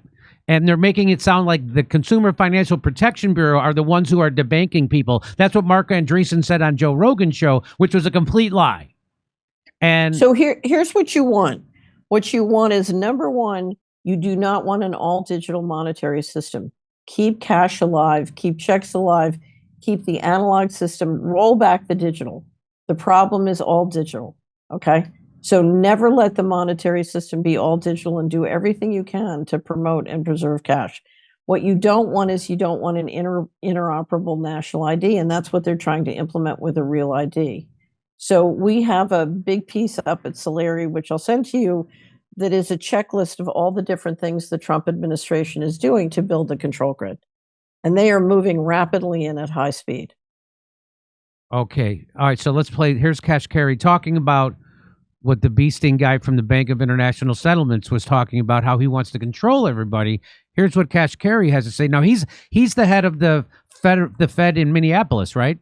Right. So he's president of one of the 12 Fed banks. Okay. So here's what he says. Asking anybody at the Fed or outside of the Fed to explain to me what problem this is solving. What problem? I can send anybody in this room $5 with Venmo right now. Right? No, seriously. So what is it that a CBDC could do that Venmo can't do? And all I get is a bunch of hand waving. I get well, maybe it's better for financial inclusion. Maybe it's better for cross-border remittances. Maybe. Is there any evidence that it is? And, they say, well, what about China? China's doing it. Well, I can see why China would do it. If they want to monitor every one of your transactions, you could do that with the central bank digital currency. You can't do that with Venmo. If you want to impose negative interest rates, you could do that with the central bank digital currency. You can't do that with Venmo. And if you want to directly tax customer accounts, you could do that with the central bank digital currency. You can't do that with Venmo. So I get why China would be interested. Why would the American people be for that? So should I just play this next one? I mean, that was just amazing what he said. So I think one of the reasons the Fed's been slow walking this is they don't want their kids to be slaves either. The next guy is Bo Lee, who was at the Bank of China, and when he had moved to IMF as a managing director, he's a deputy, and he's talking about programmable money, and this is in 2023. So he's at the time he was the deputy managing director at the IMF on bank digital currencies. Okay, here we go. I like that financial inclusion. It sounds so nice. We want to include everybody. Here we go. Aspect that CBDC can help improve financial inclusion is because of its legal tender status. Because CBDC is an obligation of central bank. And the obligation of central bank is a legal tender in every country. So it is widely accepted. That creates potential value for everyone to use it. And finally, the third way we think CBDC can improve financial inclusion is through what we call programmability. That is, CBDC can allow government agencies and private sector players to program, to create smart contract, to allow targeted policy functions. For example, welfare payment. For example, consumption coupon. For example, food stamp. By programming CBDC, those money can be precisely targeted for what kind of people can own and what kind of use this money can be utilized. For example, for food. So this potential programmability can help government agencies to precisely target their support to those people who need support.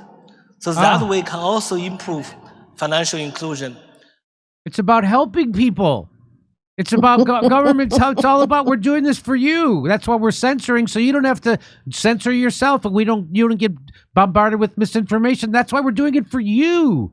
So he's doing that so that government can help you spend your money. So what they're talking about, we're going to program this digital currency that can only be spent on a certain thing in a certain way. And if we say we don't want you to be able to spend it anymore, we can just cut you off. Here's the thing. If I don't like what you're saying, then you only get lab-grown meat. You can't have any of the real stuff. Oh, yes. Yeah, right. Yeah, and so and we've seen what's happening right now just on college campuses, and it's definitely, if we don't like what you're saying, we're going to turn you into a criminal. Even if you're playing by all the rules, even if you're have a green card, even if you're going to meetings with the immigration officials the way we asked you to become a citizen, we're going to still make you into a criminal and kick you out of our country and kick you out of our colleges and stop your PhD program because we don't like what you're saying. Right. It's not what they're doing, it's what they're saying. And, I think is that the head of Palantir, he said a year ago that the fight on the fight over on college campuses right now about this kind of freedom of speech, about what's happening in Israel, Gaza. He said, Alex Karp, he said that is the fight. Because if we lose control of this, he called it an intellectual argument, meaning the narrative. If we lose control of the narrative around Gaza and Israel, and we can't control, and these students are allowed to speak their mind freely. If we lose this, he said, we'll never be able to deploy an army in the Western world ever again. Why? Because people are against war. So I would say it this way. I would say we do a show on Solari called Money and Markets, and one of our themes was Gaza is a method. So if you look at how we've run the unipolar model, we spent a lot of money on what's called soft power. So if that's you look at a lot of USAID and NED. Right. Yeah. Right. What you're watching in Gaza is hard power. Do what we say or we kill you. We want your land, you have to leave or we kill you. Okay? And now that method is going to go global if it works in Gaza. Gaza gets to go early, but if you look at the drones, if you look at the robotics, if you look at all the techniques that have been used and are being used in Gaza, what we face is a control system that is no longer soft power, it's hard power. And part of hard power is having an all digital monetary system, currencies. It's the end of currency, where we go to a set of rules and complete control of your, of where you can work and what you can do and what money you can get and where you can travel and where you can go and where you can live. We're talking about complete control. It's very interesting. We publish wrap-ups every quarter. I'm a great believer as an investor that it's very important to understand what I call the primary trends. And so John Titus, who's the co-host and is a brilliant lawyer, wrote a big thing on the Going Direct Reset, which is what we're in now. It's sort of the central bankers do a reset every 80, 120 years, and we're in one called the Going Direct Reset that started in 2019. So he wrote that, and I asked him to write something on CBDC. And I said to him, this is a slavery system. And John looks at me, I'm an investment banker, so I like to, I'll jump to conclusions because it's important to trade before you get, it's important to guess what it is before you lose the power to act. So investment bankers tend to be quick. John likes hard evidence, he's a lawyer. And so when I told him, John, this is a slavery system, he's looking at me like, you're exaggerating, you're being a little dramatic, you're being whatever. And so he spent weeks and weeks and weeks studying the technology and how it works and what it's doing. He came back and he said, oh my God, this is a slavery system. I said, I told you. So this is the modern day slavery system. This is how, and part of it. Right. But this is much worse than slavery. This is much worse than slavery because, slavery is when, they can control you physically. But now we're talking about invasiveness of the body, of literally injecting things into your body that allow them to track what's going on in your body and affect your mind. So we're talking about a level of invasiveness, the likes of which tyranny has never been able to comprehend before. Okay.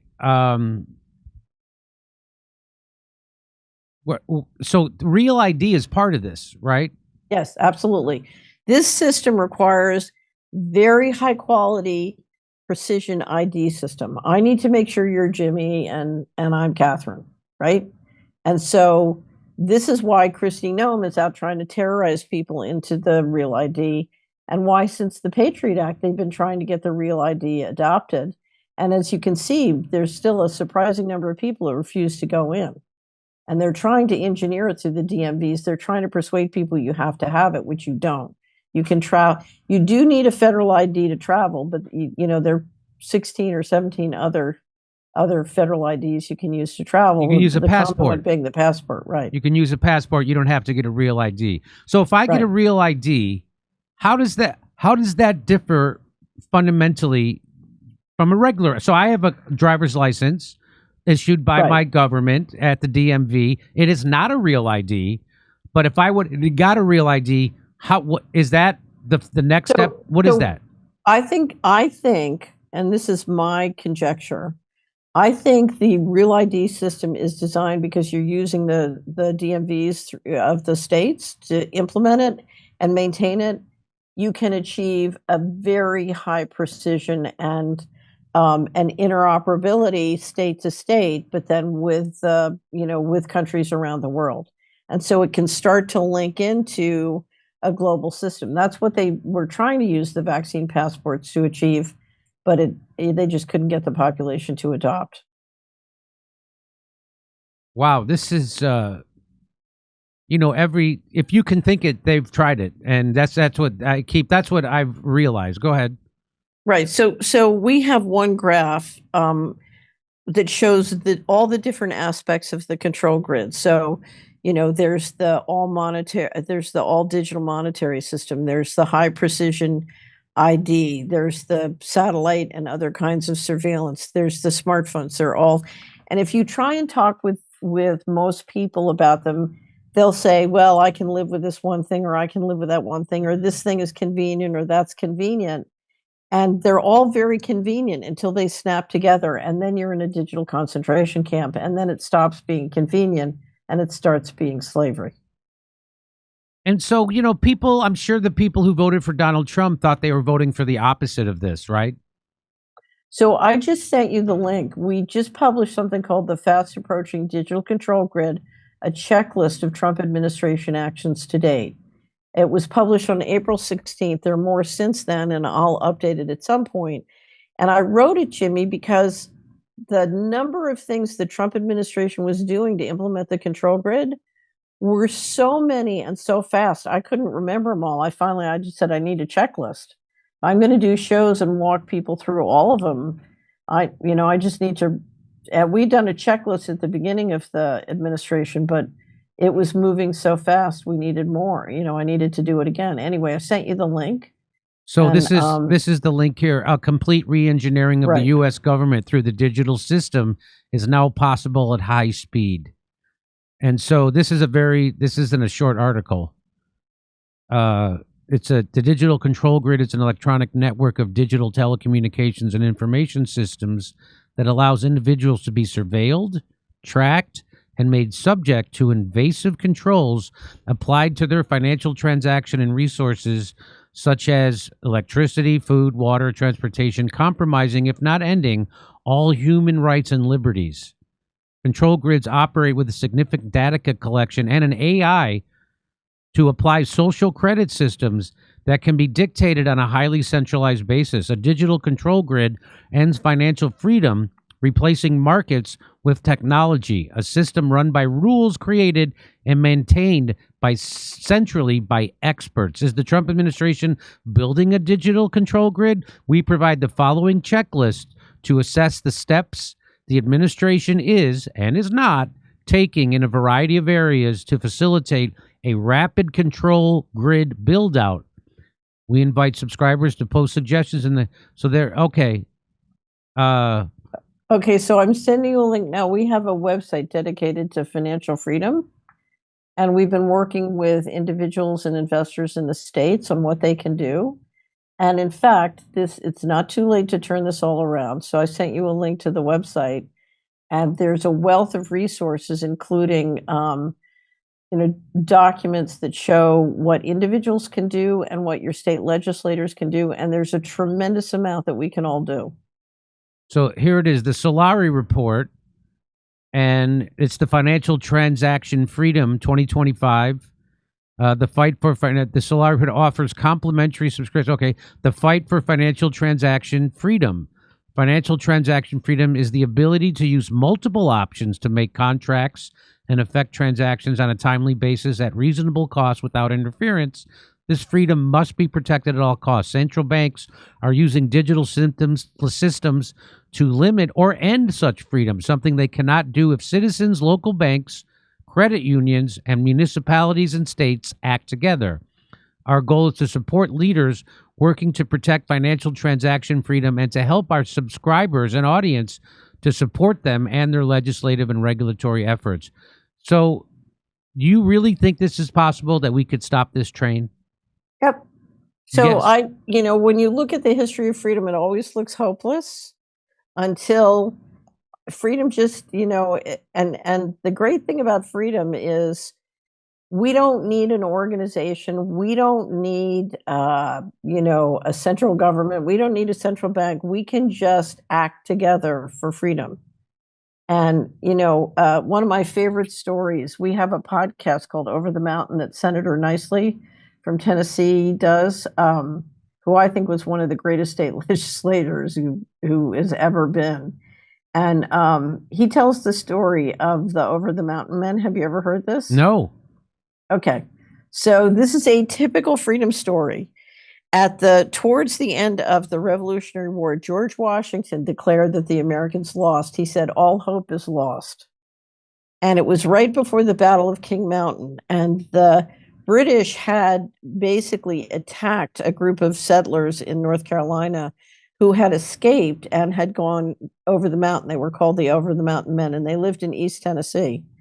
And anyway, so the British commander before the Battle of King Mountain sent a message to the settlers who had run over the mountain. He said, don't come over, and if you do, we'll kill you and piss on your grave. And sure enough, if you go into the Tennessee treasurer's office or the speaker's office, they have this huge painting of the Over the Mountain Men who gathered at Sycamore Hill and went over the mountain and were instrumental in defeating the British at the Battle of King Mountain. And that turned the war, and the Americans won, despite the fact Washington thought it was too late and all hope was lost. So Nicely always tells that story because he always says, it always looks hopeless until then, bunch of ornery guys. And I'll tell you the interesting part of the story, and I'm just quoting Nicely. In fact, they killed the British commander, and they did piss on his grave because that's how we are in Tennessee. this is being touted as a massive loss for Israel. Trump is going to grant Saudi Arabia a peaceful nuclear program without demanding normalization with Israel in return. This is according to here it is from the Times of Israel. Trump drops Biden's demand that Saudis recognize Israel in a nuclear deal with the United States. So this is right from the Times of Israel. The United States is no longer demanding Saudi Arabia normalize ties with Israel as a condition for progress on civil nuclear cooperation talks. Two sources with knowledge of the matter tell Reuters. Ahead of the U.S. President Donald Trump's visit next week, Washington would be making a major concession by dropping the demand that Saudi Arabia establish diplomatic relations with Israel. Under former U.S. President Joe Biden, nuclear talks were an element of a wider U.S.-Saudi deal tied to normalization with Riyadh's goal of a defense treaty with Washington. The kingdom has repeatedly said it would not recognize Israel without a Palestinian state, frustrating Biden administration attempts to expand the Abraham Accords signed during Trump's first term.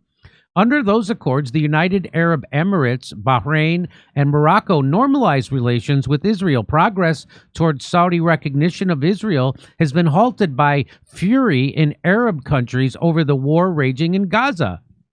The nuclear talks had also stumbled over Washington's non-proliferation concerns. So Lindsey Graham tweeted this out. I've been working on and supportive of normalization between Saudi Arabia and Israel for years.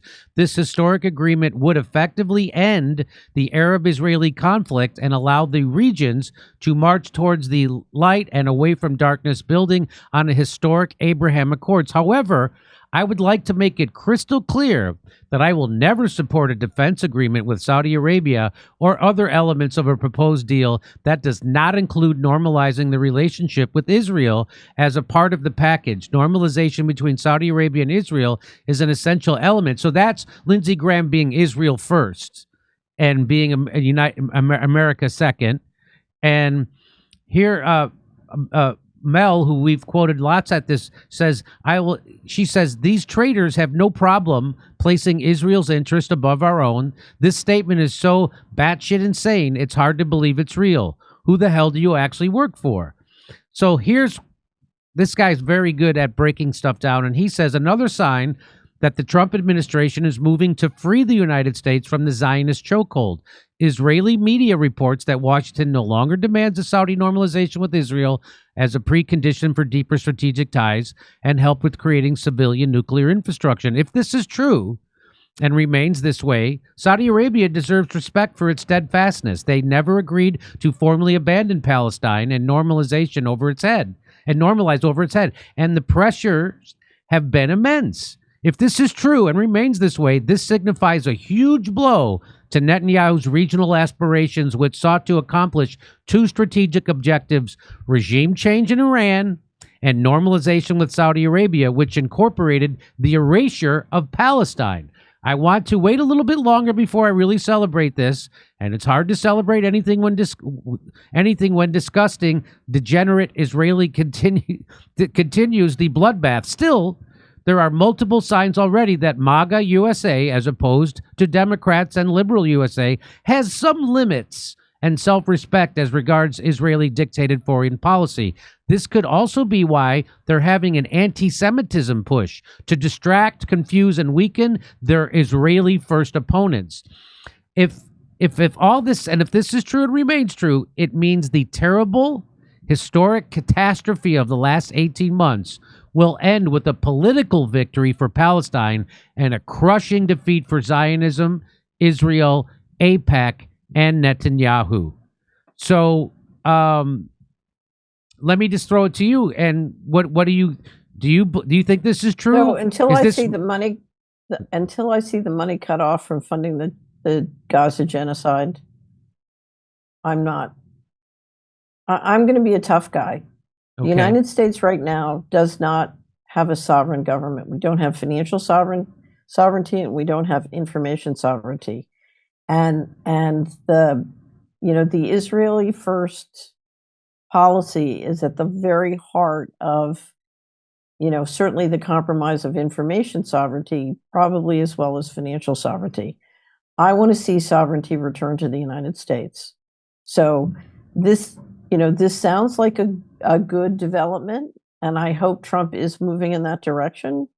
But if that's like saying we've moved an inch towards something where we need a mile. I think we need a paradigm shift on this whole issue. And I just want to ask you about Doge, right? And so at first I was super excited about Doge because I have switched on that.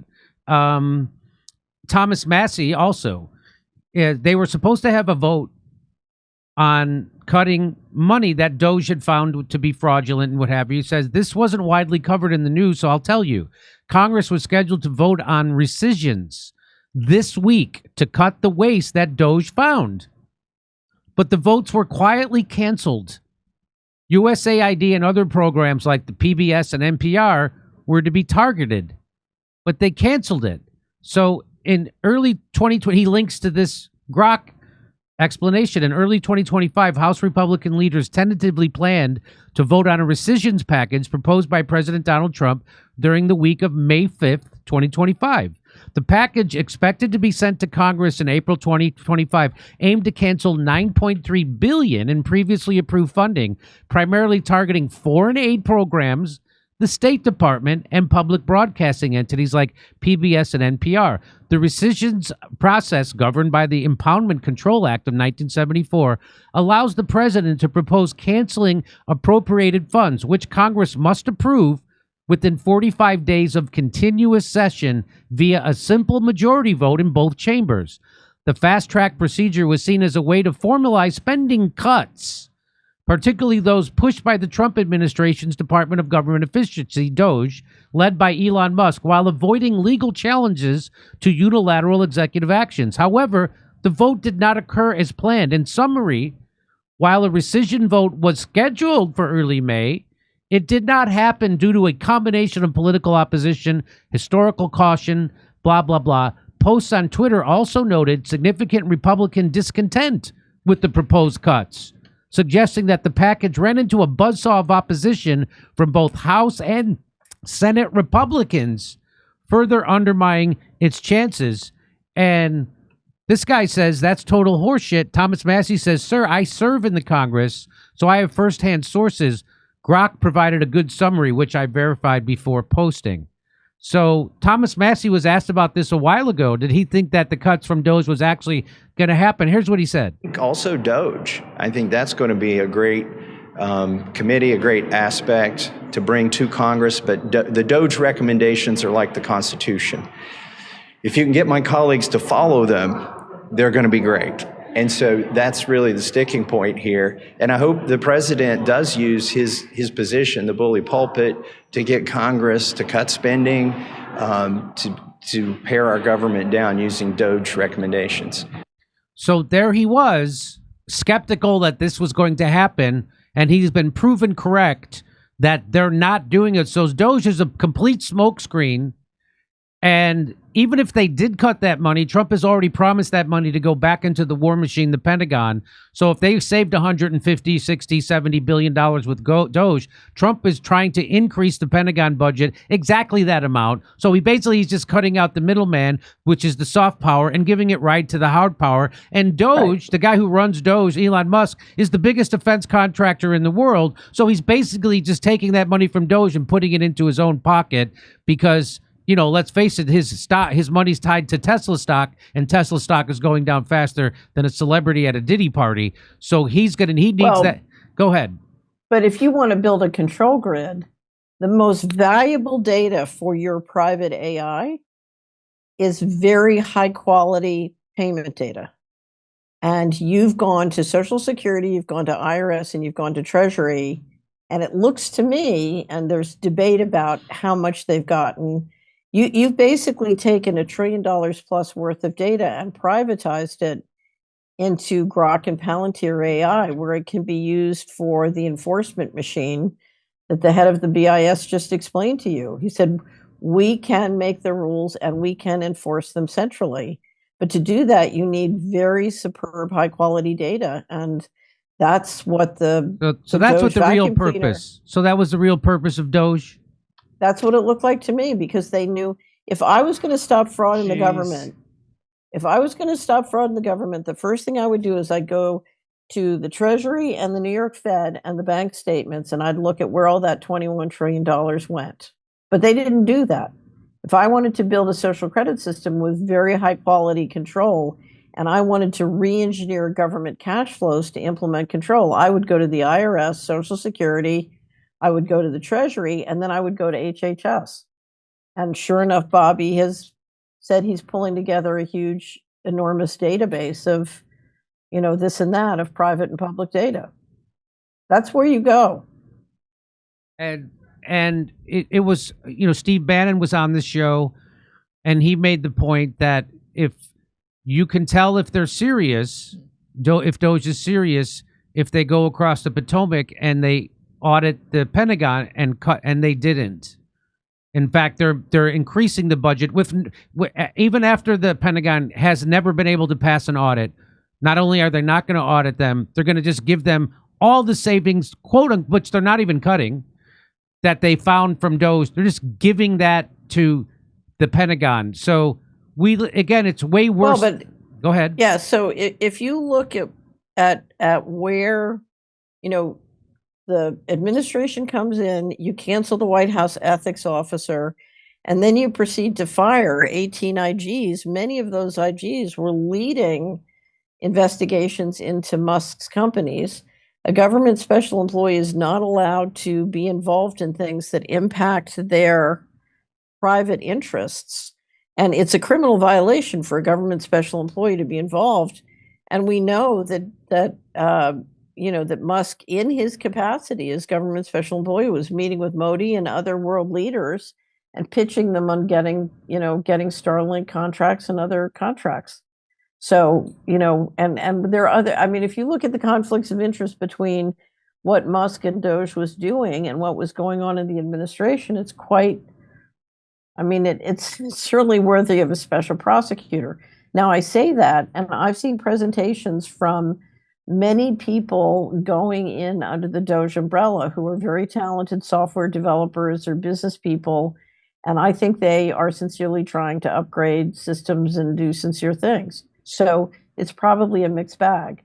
I will say this: the Trump group has been in the administration before, and if you look at how you go about doing government re-engineering, they purposefully, and they use these words, they use shock and awe instead of using the techniques you would use if you really wanted the cuts to stick and you really wanted to get something done. So their techniques and their communications were contrary to effective and successful government re-engineering. And I say that as somebody whose company was the leader in government re-engineering once upon a time, before the Department of Justice shut us down. Wow. Okay. This has been the heaviest interview I think I've ever done. So I just have to say, Jimmy, one of the reasons I love listening to your show is you really help me maintain my state of amusement, which I think is really important. If we're going to get anything done, we have to, we have to come at it. I used to have a deputy at HUD who would say, in the destruction of the old, let there be the creation anew. So we always have to be creating into it. So I appreciate you because you help me maintain my state of amusement. But I feel like I spent this whole interview destroying your state of amusement, and I feel terrible. No, it's you should feel terrible, but I got caught hoping. And I was talking with Chris Hedges, and he turns out to be right about this. And I said, I don't have faith that Trump and Elon are going to do what they say they're going to do, but I have hope. I don't have faith, I have hope. And, the fact that it looked like somebody in the deep state was trying to kill Trump, now I don't even know if that was real, that gave me hope, actually, in a weird way. That gave me hope that he was a threat to somebody. But it turns out, no. Go ahead. I think, the job of a diligent media is to make it a lot easier for the guys who are in the box to do the right thing and a lot harder for them to do the wrong thing. So you always want to get the players in the box to do the best they can, but it's time the American people stand up and realize If we will change our behavior and our actions and work effectively in our families, in our local governments, in our state governments to shift this, we can shift this. We do not need the people in the box to shift it, but we have to take those actions. You know, if everybody tomorrow woke up and used cash as much and as often as they could, there would be a revolution. If everybody said, all these banks that are doing the criminal stuff, I'm going to quit I'm not going to work there, and I'm not going to bank there, and I'm going to pull my money out, and I'm going to go to a good, honest bank, there'd be a revolution. Well, my money's in a credit union. The money that I have in a bank is in a credit union. Very good. I took my money out of Wall Street, probably stupidly a long time ago, because I just didn't want to be involved with that stuff. And you don't want to invest in BlackRock? I don't want to invest in BlackRock or Raytheon or Shell Oil. I don't want to invest in those or Goldman Sachs. And so I took my money out and I put my money in things like gold. And gold has outperformed the stock market. So yes, gold is doing very well right now, in fact. And I'm thinking, what do you think about Bitcoin? So at Solari, I've got a wonderful thing. I'll send you the link called Bitcoin Bailout. I think Bitcoin is a Ponzi scheme. So it's not the answer, because everybody says nobody has control of it. It's a blockchain. You can't control it. That's ridiculous. That's the most ridiculous thing I've ever heard. The way you control financial products is by controlling the people who control the financial products. You know, whether you shoot them or you have a control file or you put a ringer in there. You know, anybody who says that doesn't understand how control works, really. So I will send you a link to Bitcoin Bailout. If I could make a recommendation, the best book ever written on Bitcoin was written by Roger Ver and Steve Patterson, called Hijacking Bitcoin. And it takes you into the inside game of how they hijacked Bitcoin and turned it from what could have been, a very interesting payment, something that had payment utility, and really build a community of people worldwide who could transact with each other, how they hijacked it and turned it into a Ponzi scheme. And so where do you recommend people put their money? Say take it out of those Wall Street? So no, actually, I invest in the stock market, but I only invest in companies. I have an investment screen company, and I only invest in companies that I've screened. And I know they're good. There are thousands of good companies all around the world doing great things. They don't, not corrupt. They're just, they're making useful products or doing useful services, and there's a ton of them. So I love investing in good companies because I believe in enterprise. The way the way a society creates real wealth is not by putting money in a vault and watching it, but in building enterprises, like building the Jimmy Dore show or building the Solari report or building, Massey has, I think, 30 patents and had a very successful company, before he sold it and decided to go into politics. So I love enterprises. My favorite kind of investment, of course, I invest in precious metals. I like precious metals, but my favorite investment is people. And if you look at our society, the misallocation, everybody's busy putting their money into the national security state or putting it in gold and hiding it instead of putting it in people. And we're destroying, that's why I keep coming back to the great poison and what we're doing to the kids. We're destroying our people. So I invest a lot of money in people, and I keep telling everybody the currency of the future will be relationships of trust. The way we're going to move out of this into something worth being part of, it's one person and one family at a time. And it's those people, whether it's young people growing up and starting enterprises or those relationships that are going to make it all go. And what I discovered as an investment advisor is, my clients were being told by their financial planners, you got to have $25 million in the national security state or you won't be safe. And meantime, their kids are, taking out student loans to go to college and getting, hooked in usurious forms of systems, and they can't buy a home because they don't have enough money. Their parents are too busy financing the national security state. So we've got to reverse and start investing in, in building people and in building the enterprises that that build real family wealth. So I love great companies and enterprises. I have 2 companies, and I put a lot of my money gets reinvested in building those companies, both the Solari Report and Solari Investment Screens. And then I just, you wouldn't believe how much money I spend lending or supporting, helping people. So can people hire you could I hire you to be? No, I stopped doing investment advisory because the regulations got so intense. It just became too difficult to do. And I changed the investment advisory to a screen company. So I do investment screens, and I work with other money managers, and people hire those money managers, not me. Okay. Catherine Austin Fitts, it's been a real eye-opener, earth-shatterer, groundbreaker. I'm sure you've broken a lot of people's ideas about how things work. Certainly you did mine. And you're welcome back on the show. I really appreciate you being so generous with your time. And thanks for the kind words about the show. I didn't know you were watched, but I'm really flattered. And I look forward to talking to you again soon. Okay. I'm happy to come back anytime, Jimmy. You have a wonderful day and get a good night's sleep. I'll try. Hey, what part of the country are you in? So I live half the year in Netherlands. Our audio video team is in the Netherlands, and I love the Netherlands. My home in the United States is in Tennessee. I'm talking to you from Pennsylvania, where I also have an apartment. So I'm on the road about 4 to 5 months a year, just meeting with Solari Report subscribers, because we really, we need to do this together. And so we like to get together a lot. And I'm sure that's why you do all your events. Yes. We need to come together. We need to discuss these things together, and we need to be our own intelligence network. Okay, great advice. All right, Catherine Austin Fitts, thanks again. It was a real pleasure. Thank you. Come see us live in Los Angeles, Buffalo, Toledo, Montreal, Ottawa, Glasgow, Manchester, Belfast, Dublin, London, Liverpool, Birmingham. Go to jimmydore.com for a link for tickets.